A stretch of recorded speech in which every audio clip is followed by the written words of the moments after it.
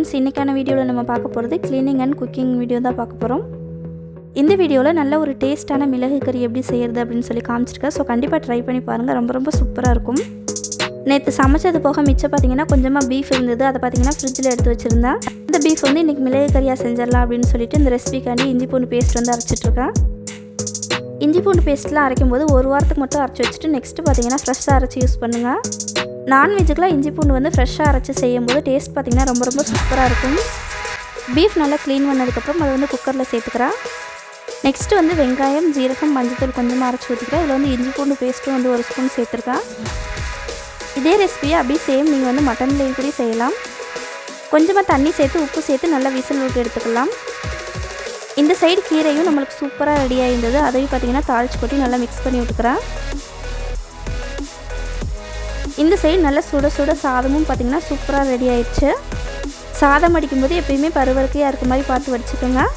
Beef வந்து ஒரு 4 whistle விட்டு பார்த்திங்கன்னா சூப்பராக குக் ஆகிடுச்சு. இப்போ வந்து ஒரு பேன் வச்சு ஆயில் சேர்த்துக்கிறேன். ஆயில் நல்லா ஹீட் ஆனதுக்கப்புறம் வரமிளகாயும் கருவேப்பிலையும் சேர்த்துக்கிறேன். நெக்ஸ்ட் வந்து பொடியாக கட் பண்ண சின்ன வெங்காயமும் சேர்த்துக்கிறேன். இப்போ நம்ம சேர்த்துருக்க எல்லாத்தையும் பார்த்திங்கன்னா நல்லா வதக்கி விட்டுக்கலாம். 1 டேபிள் ஸ்பூன் இஞ்சி பூண்டு பேஸ்ட் வந்து சேர்த்துக்கிறேன். இந்த ரெசிபிக்கு வந்து மசாலா எதுவுமே நம்ம அதிகமாக சேர்க்க போகிறதில்ல. இப்போ கொஞ்சமாக தேங்காய் எண்ணெய் வந்து சேர்த்துக்கிறேன். இந்த ரெசிபியோட டேஸ்ட் வந்து வரமிளகா ப்ளஸ் வந்து குருமிளகோட டேஸ்ட்டு தான் நம்மளுக்கு நல்லா சூப்பராக இருக்கும். இப்போ நல்லா குக் பண்ணி வச்சுருக்க பீஃப் வந்து தண்ணி இல்லாமல் இதில் சேர்த்துக்கலாம். பீஃப் வந்து இதில் சேர்த்துட்டு அடுப்பை வந்து ஹை ஃப்ளேமில் வச்சு ஒரு 10 நிமிஷம் நல்லா வதக்கி விடுங்க.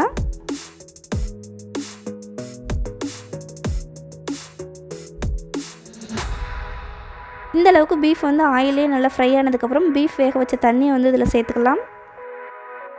நல்லா ஒரு டைம் எல்லாத்தையும் மிக்ஸ் பண்ணி மறுபடியும் பார்த்திங்கன்னா மூடி போட்டு நல்லா க்ளோஸ் பண்ணி விட்ருங்க. நம்ம சேர்த்துருந்த தண்ணி வந்து இந்தளவுக்கு பார்த்திங்கன்னா நல்லா ட்ரை ஆகணும். அது வரைக்கும் அடுப்பில் வச்சுக்கலாம். லாஸ்ட்டாக வந்து 2-3 டேபிள் ஸ்பூன் நல்லா குருமிளகு தூள் வந்து சேர்த்துக்கோங்க. அடுப்பு வந்து சிம்மில் வச்சுட்டு நல்லா ஒரு டைம் எல்லாத்தையும் மிக்ஸ் பண்ணி விட்டுக்கலாம். லாஸ்ட்டாக வந்து பொடியாக கட் பண்ண கொத்தமல்லி தழை தூவி இறக்கிடலாம். ஸோ அவ்வளவுதான், நம்மளுக்கு ஒரு நல்ல சூடான பீஃப் மிளகு கறி வந்து சூப்பராக ரெடி ஆயிடுச்சு. இந்த ரெசிபியை கண்டிப்பாக உங்கள் வீட்டில் நீங்களும் ட்ரை பண்ணி பார்த்துட்டு உங்களுக்கு எப்படி வந்துச்சு அப்படிங்கிறத கீழே கமெண்ட்டில் சொல்லுங்கள். நெக்ஸ்ட்டு வந்து சமையல் வேலை எல்லாமே சூப்பராக முடிஞ்சு. ஸோ இனி வந்து கிச்சன் வந்து க்ளீன் பண்ண ஸ்டார்ட் பண்ணிடலாம். ஃபஸ்ட்டு வேலையாக கிச்சன் கவுண்டர் டாப்பில் இருக்க திங்ஸ் எல்லாத்தையுமே எடுத்து அதை ப்ளேஸில் அரேஞ்ச் பண்ணி வச்சுக்கிறேன். நம்ம கிச்சன் க்ளீன் பண்ண ஸ்டார்ட் பண்ண உடனே பார்த்திங்கன்னா பாத்திரங்கள் வரதுக்கு போய் நிற்காமல் இந்த மாதிரி கவுண்டர் டாப் ஃபுல்லுமே நல்லா க்ளீன் பண்ணிவிட்டு லாஸ்ட்டாக பார்த்திங்கன்னா பாத்திரம் கழுவி எடுத்தோம்னா சீக்கிரம் பார்த்திங்கன்னா நம்மளுக்கு வேலை முடிஞ்சிடும். கிச்சன் கவுண்டர் டாப் க்ளீனிங் முடிஞ்சதுமே லாஸ்ட்டாக வந்து ஸ்டவ்வையே தொடச்சி விட்டுக்கிறேன்.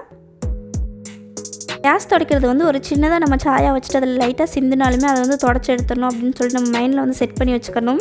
அந்த மாதிரி சின்னதாக ஒரு வேலை செஞ்சாலுமே அடுப்பு வந்து நீட்டாக தொடச்சி வச்சிட்டோம்னா பார்க்குறதுக்கு எப்பயுமே நீட்டாகவே மெயின்டைன் ஆகும். குக்கிங் வேலை எல்லாமே முடிஞ்சதுக்கப்புறம் அடியிலையும் பார்த்திங்கன்னா லைட்டாக தொடச்சி விட்டுக்கிறேன். கிச்சனோட டைல்ஸையுமே கையோட வந்து தொடச்சி விட்டுக்கிறேன். இந்த மாதிரி நம்ம டெய்லியுமே க்ளீன் பண்ணி வச்சுருந்தனால டீப் க்ளீன் பண்ணும்போது நம்மளுக்கு பார்த்திங்கன்னா ரொம்ப கஷ்டமாக இருக்காது. கிச்சன் பார்க்குறதுக்கும் எப்பயுமே க்ளீனாக இருக்கும். லாஸ்ட்டாக நம்ம சமைச்ச பாத்திரத்தை எல்லாத்தையுமே நீட்டாக கழுவி எடுத்துக்கலாம். சிங்கில் பாத்திரத்தை எல்லாத்தையுமே எடுத்து போட்ட உடனே பார்த்திங்கன்னா தண்ணி தொளிச்சு விட்டு கவுண்டர் டாப், ஸ்டவ் இதெல்லாமே க்ளீன் பண்ணிட்டு வரவங்கள நம்ம பாத்திரம் நல்லா ஊறி கிடச்சிருக்கும். அந்த வேலையை எல்லாமே முடிச்சுட்டு இங்கே வந்து பாத்திரம் கழுவுறதுக்கு பார்த்திங்கன்னா நம்மளுக்கு பாத்திரம் நல்லா ஊறி ஈஸியாக இருக்கும் கழுவுறதுக்கு.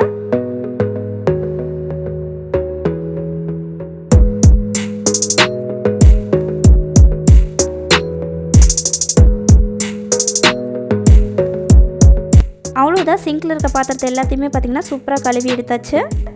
சமையல் வேலை முடிஞ்சதுமே இந்த மாதிரி கிச்சனை வந்து நீட் பண்ணி வச்சுட்டு வெளியே போனோம்னா வந்து மறுபடியும் சமைக்கிறதுக்கு பார்த்திங்கன்னா ரொம்ப ஈஸியாக இருக்கும். இன்றைக்கான வீடியோ பார்த்திங்கன்னா அவ்வளோதான். ஸோ இந்த வீடியோ கண்டிப்பாக உங்கள் எல்லாருக்குமே பிடிச்சிருக்குன்னு நினைக்கிறேன். பிடிச்சிருந்தா நம்ம சேனலை மறக்காமல் லைக் பண்ணி சப்ஸ்கிரைப் பண்ணிக்கோங்க. நெக்ஸ்ட்டு ஒரு சூப்பரான வீடியோவில் பார்க்கலாம்.